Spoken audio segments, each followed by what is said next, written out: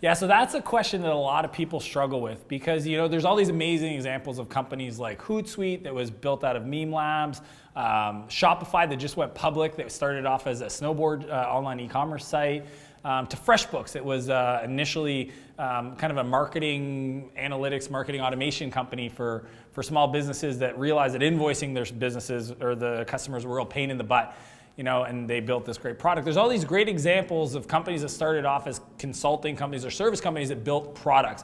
Now the challenge, and if you've tried to do this, you understand it, because I went through it when I was building Spheric, where I had this team, we had 30 engineers, 30 developers, 30 people that could create, and I thought I got to build a product because consulting is very transactional and it's not repeatable and it doesn't scale because you're always trying to get the next client to fill up the hours and or kind of get new projects. And I feel like the challenge is you have a resource that could be making you money, but then you're going to divert it to building something.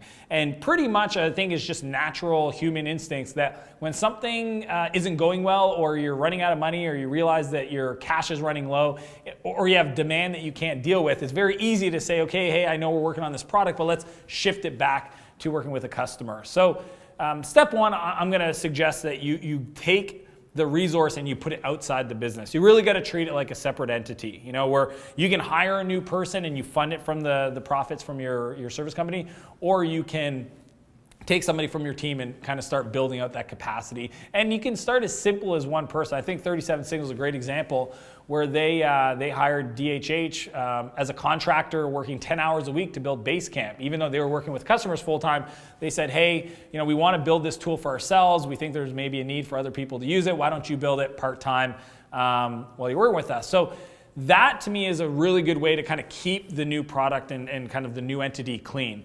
The other challenge is, what I've seen is a lot of times when you have multiple founders on the service company, where you have a co-founder or maybe 3 or 4 people, especially if you're like an agency, when if you're the guy that goes over to really expand the product, if you launch the product, it starts to get legs, and you go off and you start putting all your time and energy 100% into this product, yet maybe the way you structured it was that the service company owned the product, right? Because it financed it through its profits.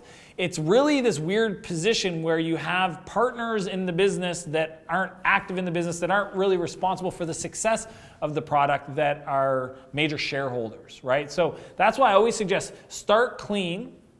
What you want to do is say, I'm going to dedicate X amount of money, let's call it $200,000, and the next 16 months with 1 or 2 developers, a developer and a designer, and it's going to go in at a valuation of, let's call it $1 million. Treat it like an investment, because truly that's what it is. You've got a profit, you've got cash, and you're putting it into another entity as an investment. So you want to give yourself an extra boost, so you do a low valuation. $1 million seems about fair. And then that way the cap table is really clean. So the service company essentially has an equity stake in this new product company at that valuation.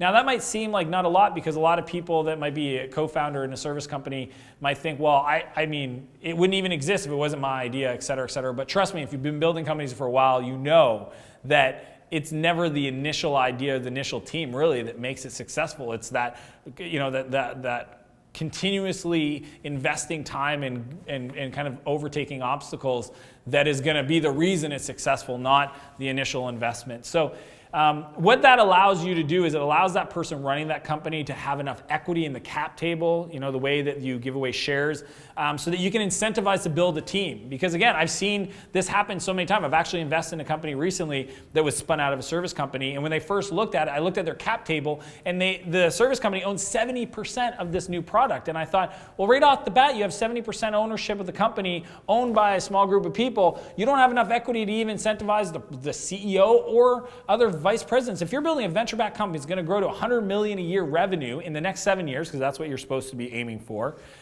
there's no way you didn't even start off to be successful. Like you're walking around with lead on your feet. Like it's not even going to get going. So that is the overall structure. Spin it out, keep it clean, take the money from the service company, invest it in the product company, build a new team if possible, so you're not pulling that team back into other client work, and really allow it to thrive and grow. And by all means, if there's opportunities to refer customers or support them or give any other resources, et cetera, et cetera. You want to do that because you've invested interest in seeing it successful. But doing that will give it the best chances. It doesn't guarantee anything because no startup's guaranteed, but it'll allow you to build a structure to grow, to eventually, if you want, raise venture capital and build a really cool, meaningful company. So that's my framework when people ask me, how do you build a product company within a service company? That's the structure and approach that I suggest because it's the one that's gonna set you up to succeed. And if the goal is to eventually wind this company down or sell it so that you can work on that one full time, then that's still the way you want to do it, and that's just a decision in regards to where you spend your time long term. I hope you find that successful. It was a really great question and one that I know a lot of people have struggled with. I struggled with. I did it wrong, and then I've seen really great examples of companies do it amazingly. So I wanted to share that with you guys, and I will see you guys next week.